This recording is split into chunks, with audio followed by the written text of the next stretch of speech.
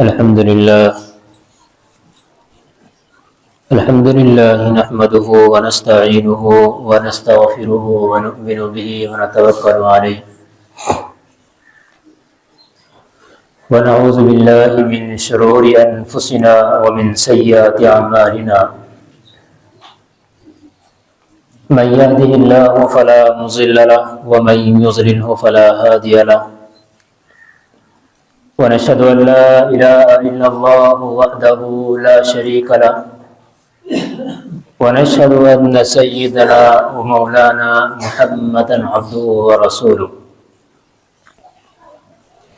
صلى الله عليه وعلى آله وأصحابه وبارك وسلم تسليما كثيرا كثيرا أما بعد فأعوذ بالله من الشيطان الرجيم بسم الله الرحمن الرحيم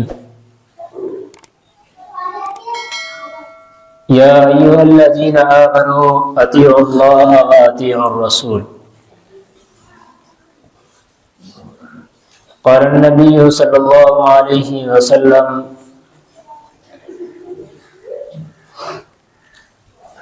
الصلاة والزكاة وما ملكت أيمانكم أو كما قال عليه الصلاة والسلام۔ قرآن کریم کی آیت کا چھوٹا سا ٹکڑا اور نبی کریم صلی اللہ علیہ وسلم کی حدیث کا ایک ٹکڑا پڑا ہے۔ اللہ تعالیٰ سے دعا ہے کہ اللہ تبارک و تعالیٰ صحیح طرح سے بات کہنے کی، سننے کی، سمجھنے کی اور پھر ہم سب کو اس پر عمل کی توفیق نصیب فرمائے۔ دراصل حدیث بہت طویل ہے۔ حضرت علی رضی اللہ تعالیٰ عنہ بہت چھوٹے تھے عمر میں جس وقت اسلام کی بنیاد پڑی۔ آپ صلی اللہ علیہ وسلم نے آخری زمانے میں جب آپ کا وقت بالکل دنیا سے ختم ہو ہی چکا تھا، کچھ نصیحتیں اور وصیتیں فرمائی تھی۔ اب چونکہ حضرت علی رضی اللہ تعالیٰ عنہ آپ کے گھر کے ہیں، آپ کے خاندان کے ایک فرد ہیں، تو اس لحاظ سے وصیت جو انسان کرتا ہے آج کے دور میں بھی تو وہ اپنے قریبی کو ہی کیا کرتا ہے۔ حضرت علی رضی اللہ تعالیٰ عنہ ارشاد فرماتے ہیں کہ آپ صلی اللہ علیہ وسلم نے ارشاد فرمایا کہ علی میرے پاس کوئی تشت لے کر کے آؤ جس میں کچھ وصیتیں لکھوا دوں تاکہ اس کے بعد میری امت گمراہ نہ ہو سکے۔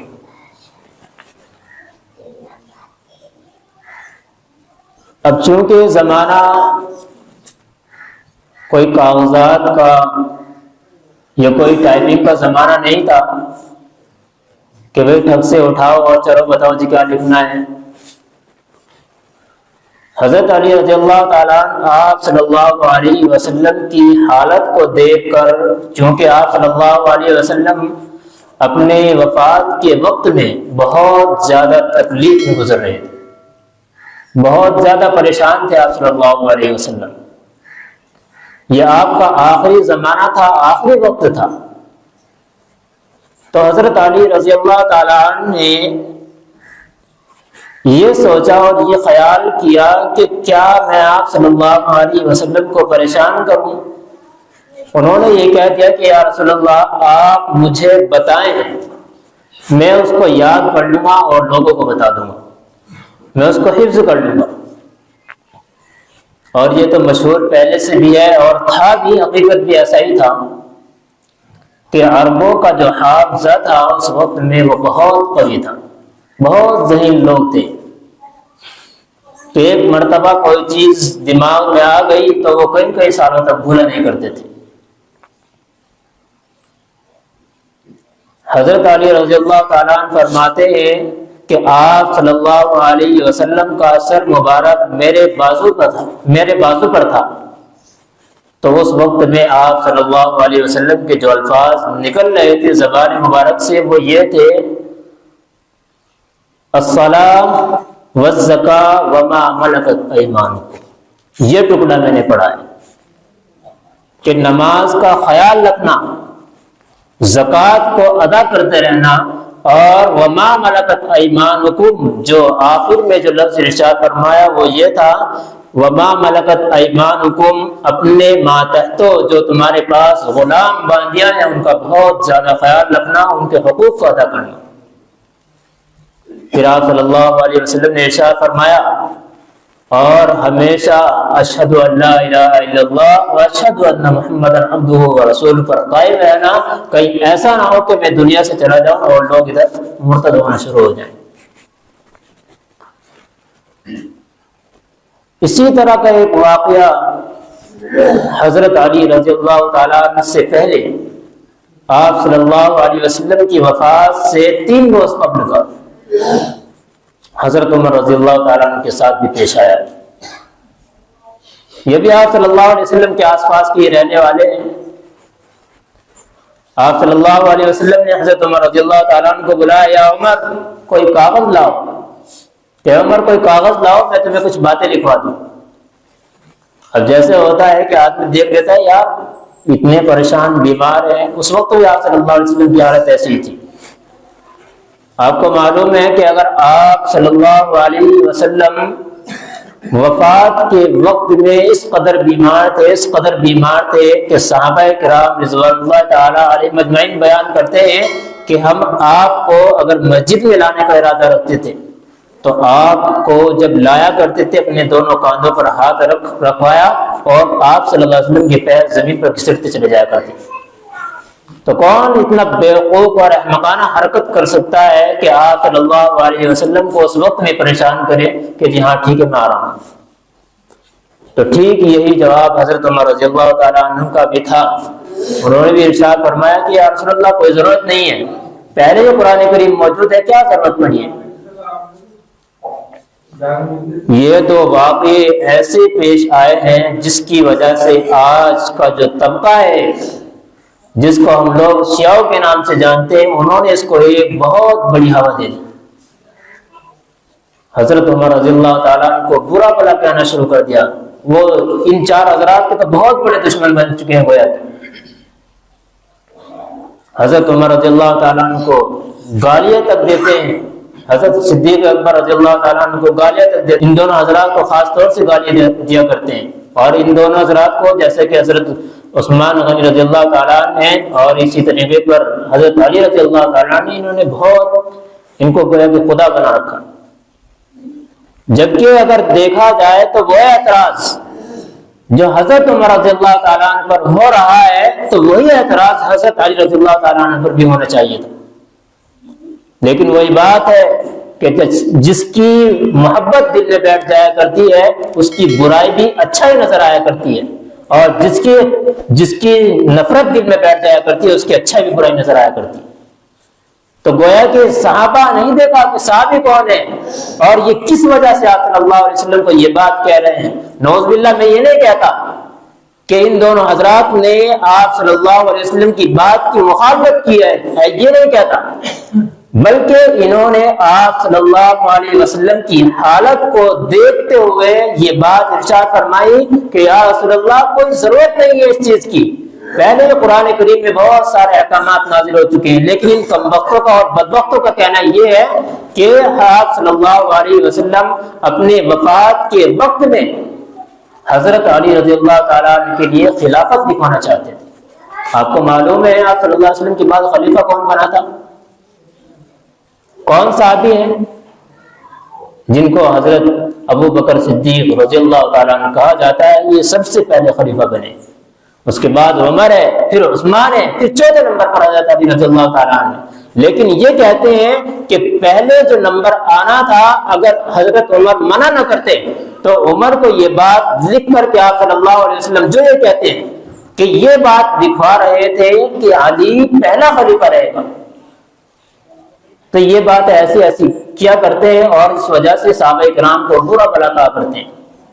بہرحال ادھر نہیں جانا تھا، میں تو ان پوائنٹ کو لے کر کے چلا ہوں جو آپ صلی اللہ علیہ وسلم نے ارشاد فرمائے، جبکہ قرآن کریم میں اور حدیث مبارکہ میں اس قدر تاکید کے ساتھ اور ان پر نہ کرنے پر، ان کے نہ کرنے پر وعید اتنی سنائی گئی ہے کہ کیا پوچھنا۔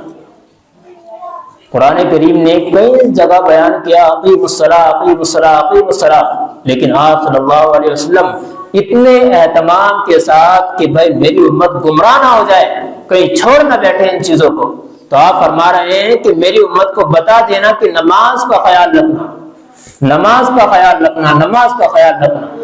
اور ساتھ میں ارشاد فرمایا کہ نماز کا تو خیال رکھنا ہی ہے، اس کے ساتھ ساتھ زکوٰۃ بھی ادا کرنی ہے۔ ایک ہوتی ہے عبادت مالی اور ایک عبادت ہوتی ہے بدنی۔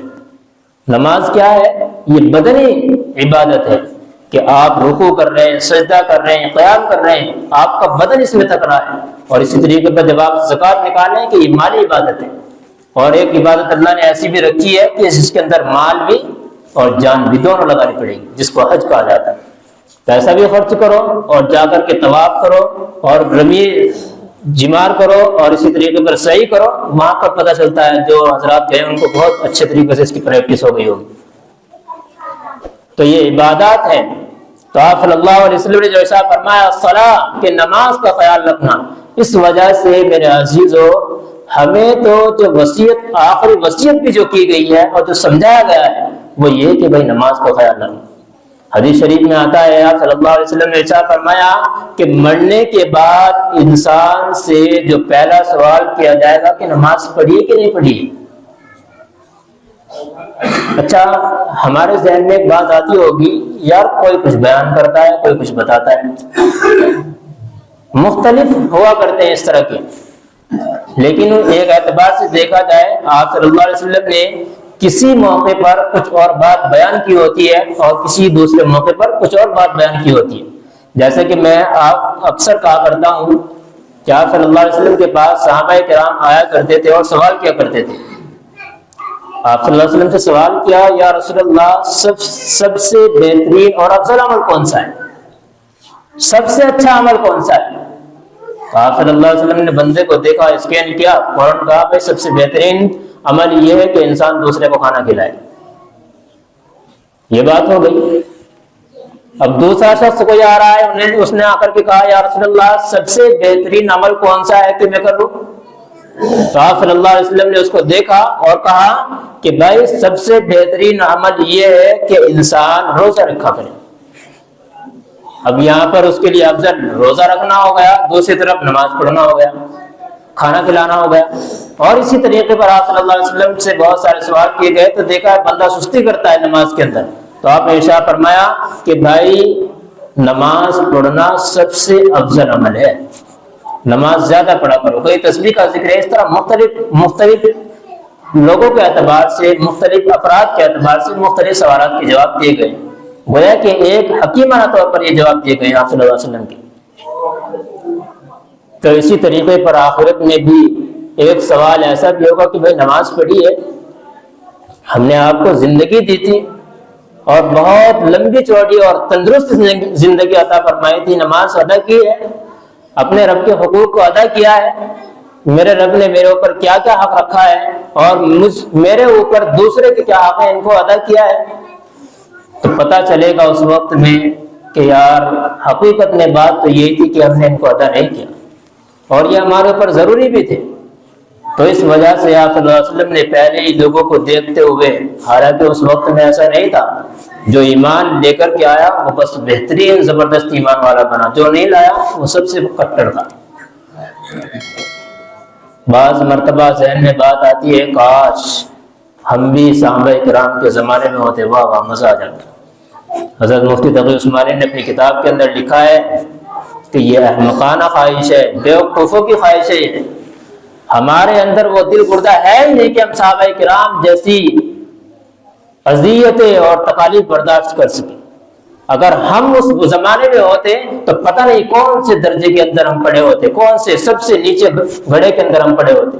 جو منافقت ہمارے اندر ٹوٹ ٹوٹ کر بھری ہے، قرآن کریم نے کہا ہے ان المنافقین فی الدرک الاسفل من النار، اوپر سے ہمارا لباس الحمدللہ ماشاءاللہ بہت زبردست ہے، لیکن ہمارے اندر وہی پتہ نہیں کیا بھرا ہوا ہے، اللہ ہی جانتا ہے۔ تو یہ اس طرح کی سوچ نہیں کرنی چاہیے کہ ہم بھی صحابہ کرام کے زمانے کے ہوتے ہیں۔ اللہ نے ان کو وہ ظرف دیا تھا، اس وقت کے اعتبار سے اللہ تعالیٰ نے صحابہ کرام کو ظرف عطا کیا تو انہوں نے اس کو برداشت کیا۔ کتنی تکالیف برداشت کرنی پڑی ہے، کیسے کیسے واقعات آپ کو ملیں گے، غزوات کے الگ ہیں اور گھروں کے الگ ہیں، کھانے پینے کو بھی موجود نہیں ہے۔ یہاں تو اگر ایک ٹائم کھانا نہیں ملے دوسرے ٹائم پہ پتہ نہیں کیا سے کیا ہونا شروع ہو جایا کرتا ہے۔ گھروں کے اندر اگر ہو تو لڑائی شروع ہو جایا کرتی ہے، اتنا بھی نہیں ہو سکتا، ویسے یہ بھی نہیں کر سکتے، وہ بھی نہیں کر سکتے۔ اور اگر کہیں دوسرے جگہ پر کام کر رہے ہیں تو وہاں مینیجر کے اوپر سر چڑھ کر کے بیٹھ جایا کرتے ہیں، دھرنا دے دیا کرتے ہیں۔ تو یہ باتیں ہمارے اندر نہیں ہے بھائی، ہمیں یہ خواہش نہیں کرنی۔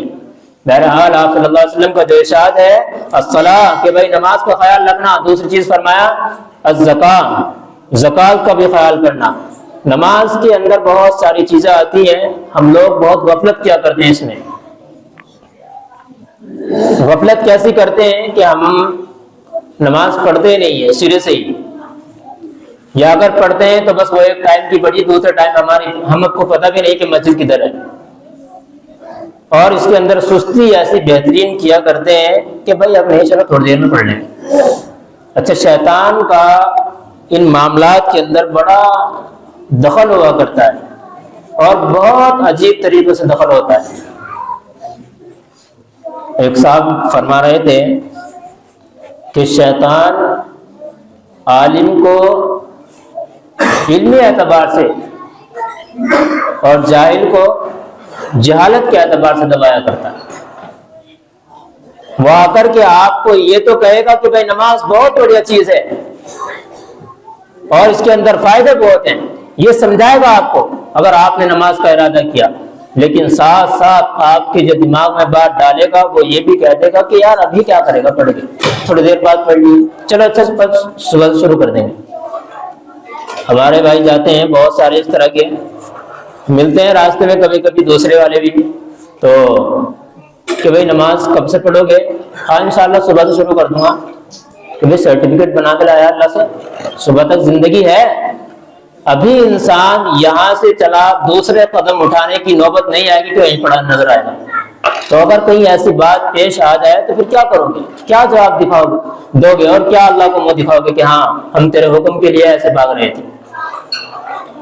اس وجہ سے کہا جاتا ہے کہ بھائی اپنی نمازوں کی قضا جو ہم سے چھوٹ گئی ہے ان کی بھی ہم فکر کریں، نمازی حضرات بھی اس کی فکر کیا کریں کہ بھائی ہم سے جو نماز چھوٹ گئی ہے اب کیسے پتہ کریں کہ بھائی چھٹی کتنی ہے۔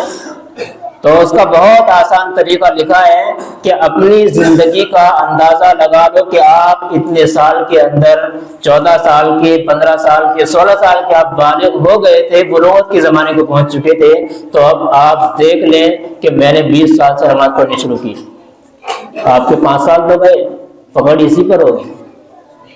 15 سال سے یا بلوغت کے زمانے سے آج کل تو 12 سال بھی بالغ ہو رہے ہیں۔ اگر اس سے پہلے کوئی غلطی ہوئی ہے، چھوٹ گئی ہے، تو اس کے اوپر پکڑ نہیں ہے۔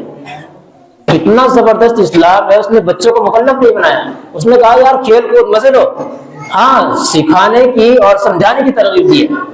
اس نے کہا ان کو بتاؤ نماز بھی کوئی چیز ہے۔ اسی وجہ سے آپ صلی اللہ علیہ وسلم کے جو حکم نظر آتے ہیں اور جو آپ کی حدیثوں میں نظر آتا ہے وہ یہی ہے کہ جب بچہ 7 سال کا ہو جائے تو اس کو مسجد میں لے کر کے جایا جائے اور اس کو بتایا جائے کہ نماز ایسے پڑھو۔